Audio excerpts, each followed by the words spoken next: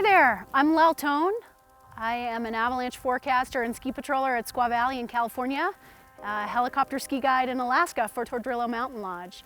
And today we're going to talk about getting out of harm's way.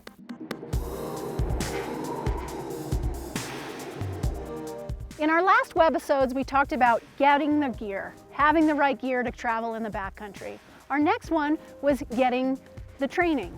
How do we use that equipment, and how are we good partners in the backcountry, and are we armed with the right knowledge in order to step into the backcountry?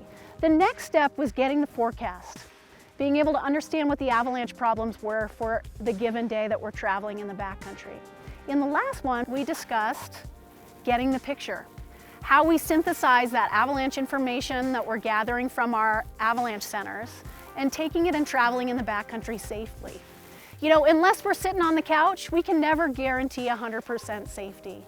But as we practice good planning and as we practice good route finding, the thing that's going to serve us well as we're traveling through that terrain is getting out of harm's way and traveling in the terrain appropriately.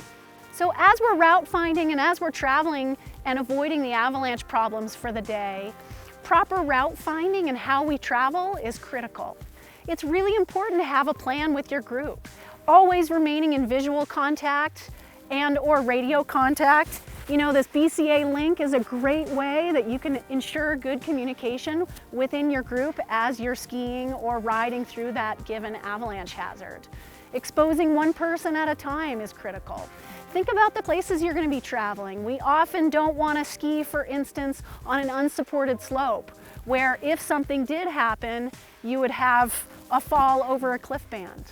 Another thing we want to think about is maybe not skiing through thick trees, where if there was an avalanche to occur, you could be beaten up on the way down. You know, the rule of thumb is if you can ski through those trees, then an avalanche can run through those trees.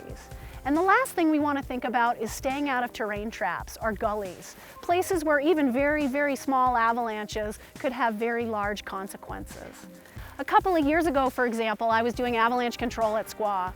And we had done the control route, we had thrown all the shots, and we wanted to go in and do some ski cuts to further minimize the hazard before we open the lifts. I was looking down this pitch, you know, it was a convex gully, and it needed a big ski cut at the top. So I talked to my partner, I realized where my island of safety was. I also realized that I had really good eyes on, and I had a really good run out. So if it did pull, I wasn't going to go off a cliff band, I wasn't going to have any huge consequences, and it was going to roll out into a nice open bowl. I also knew that there was another partner and another control team on the chairlift on the way over, so I knew I had good backup and I had good support.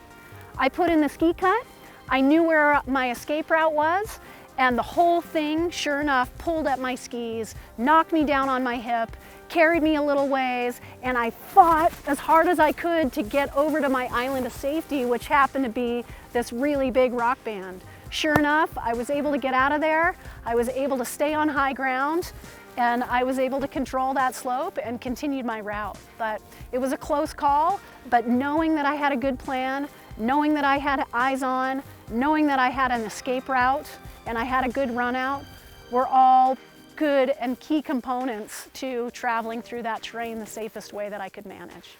Thanks for watching our webisodes on the 5 backcountry basics. We hope we've armed you with some knowledge to go out there and get the goods. You know, oftentimes when there's prime skiing conditions, there's also prime avalanche conditions. And remember, anytime you're traveling out of bounds or in the backcountry, it's up to you to make the right decisions. But by following these 5 backcountry basics, you increase your chances of getting the goods without getting buried.